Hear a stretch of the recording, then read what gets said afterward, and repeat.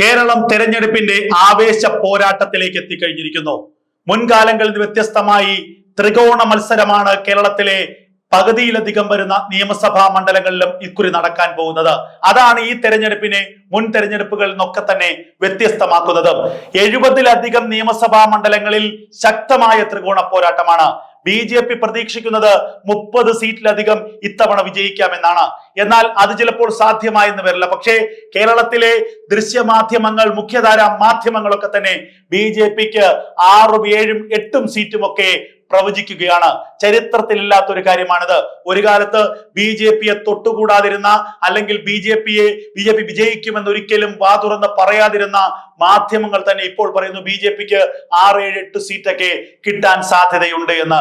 അപ്പോൾ ഈ യാഥാർത്ഥ്യം അതിനേക്കാളൊക്കെ എത്രയോ മുകളിലാണ്. ഞാൻ പറഞ്ഞു വരുന്നത്, കേരളത്തിൽ നിരവധി മണ്ഡലങ്ങളിൽ BJP ഇത്തവണ വിജയിക്കുമെന്ന ഉറപ്പാണ്. അതിൽ ഏറ്റവും പ്രധാനപ്പെട്ട ഒരു മണ്ഡലമാണ് കഴക്കൂട്ടം.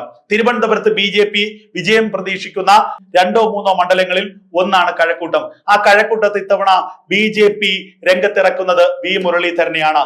2016 കഴക്കൂട്ടത്ത് മത്സരിച്ച V മുരളീധരൻ അതുവരെ കഴക്കൂട്ടത്തിനെ, അല്ലെങ്കിൽ ആ നിയമസഭാ മണ്ഡലത്തെ പ്രതിനിധാനം ചെയ്തിരുന്ന MA വാഹിദിനെ 3ാം സ്ഥാനത്താക്കിക്കൊണ്ട് 42,000-ഓളം വോട്ട് നേടി അന്ന് അട്ടിമറിയിലൂടെ 2ാം സ്ഥാനത്തേക്ക് എത്തി. അന്ന് സത്യത്തിൽ ഞെട്ടിത്തെരിച്ചത് കോൺഗ്രസ് നേതൃത്വമാണ്. എങ്ങനെയാണ് ഇത്രയും വോട്ട് കഴക്കൂട്ടത്ത് V മുരളീധരൻ സമാഹരിച്ചത്? പക്ഷെ അതിനൊരു കാരണമുണ്ടായിരുന്നു, കൃത്യമായ ഗ്രൗണ്ട് വർക്ക്.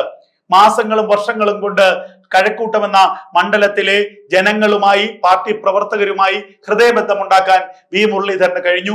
ആ ബന്ധം തന്നെയാണ് V മുരളീധരനെ 2016 അത്രയും വലിയ വോട്ട് നേട്ടത്തിലേക്ക് എത്താൻ സഹായിച്ചത്.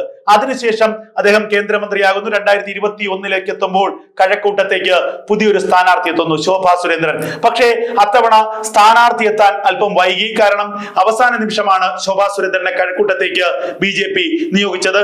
എന്നിട്ടും വളരെ ചുരുങ്ങിയ സമയം കൊണ്ട് തന്നെ കളം പിടിക്കാനും ഏറെ ശ്രദ്ധ നേടാനും പ്രചരണത്തിൽ ഏറെയൊക്കെ മുന്നിലെത്താനും ശോഭാ സുരേന്ദ്രന് കഴിഞ്ഞു. പക്ഷേ വോട്ടെണ്ണി കഴിഞ്ഞപ്പോൾ ഒരു വലിയ മാർജിനിൽ കടകംപള്ളി സുരേന്ദ്രൻ വിജയിച്ചു കയറുന്ന കാഴ്ചയാണ് നമ്മൾ കണ്ടത്.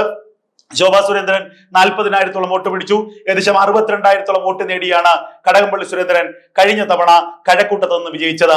എന്നാൽ ഇക്കുറി കാര്യങ്ങൾ അത്ര പന്തിയല്ല കടകംപള്ളിയെ സംബന്ധിച്ച്. കടകംപള്ളിയാണ് സ്ഥാനാർത്ഥിയെങ്കിലും ഇനി ആരാണ് ഇടതുമുന്നണി സ്ഥാനാർത്ഥിയെങ്കിലും.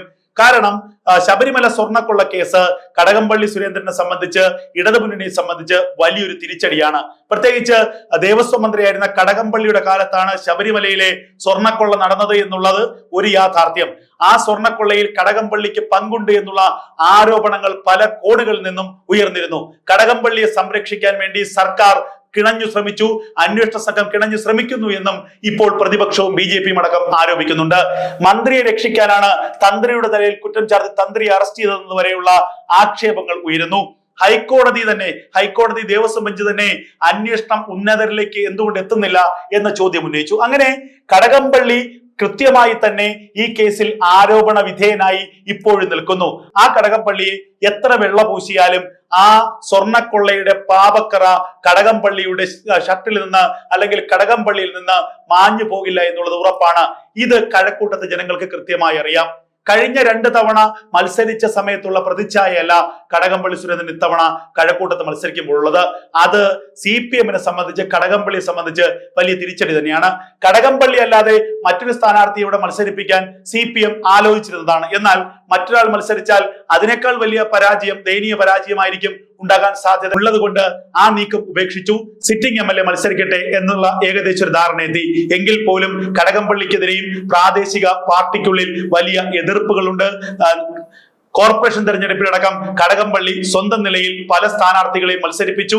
അത് പ്രാദേശിക പാർട്ടി നേതൃത്വത്തോട് കൂടിയാലോചിക്കാതെയാണ് എന്നുള്ള വിമർശനങ്ങൾ കടകംപള്ളിക്കെതിരെ ഉയർന്നിട്ടുണ്ട്. അപ്പോൾ ശബരിമല വിഷയത്തിലും പ്രാദേശിക പാർട്ടിയിലുള്ള തർക്കങ്ങളിലും ഒക്കെ തന്നെ കഴക്കൂട്ടത്ത് CPM-നുള്ളിൽ വലിയ പ്രതിസന്ധിയുണ്ട്.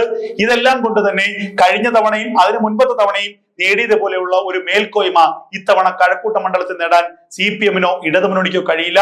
കോൺഗ്രസിന്റെ കാര്യമാകട്ടെ പരിതാപകരമാണ്. കോൺഗ്രസ് കഴക്കൂട്ടത്ത് 3ാം സ്ഥാനത്തേക്ക് വേണ്ടി തന്നെ ആയിരിക്കാം ഇക്കുറി മത്സരിക്കുന്നത്. പറഞ്ഞു വരുന്നത്, ഈ ഒരു സാഹചര്യങ്ങളൊക്കെ തന്നെ അനുകൂലമാകുന്നത് BJPക്കാണ്, NDAക്കാണ്, V മുരളീധരനാണ്. കഴിഞ്ഞ തവണ LDF-ന് അനുകൂലമായി പോയ, കടകംപള്ളിക്ക് അനുകൂലമായി പോയ നിഷ്പക്ഷ വോട്ടുകളും ഹൈന്ദവ വോട്ടുകളും ഇത്തവണ ഏകീകരിച്ച് BJP-യിലേക്ക് NDA-യിലേക്ക് വി മുരളീധരനിലേക്ക് എത്തിയാൽ ഇത്തവണ വി മുരളീധരൻ കഴക്കൂട്ടത്ത് അട്ടിമറി വിജയം നേടും തന്നെയാണ് രാഷ്ട്രീയ നിരീക്ഷകർ വിലയിരുത്തുന്നത്.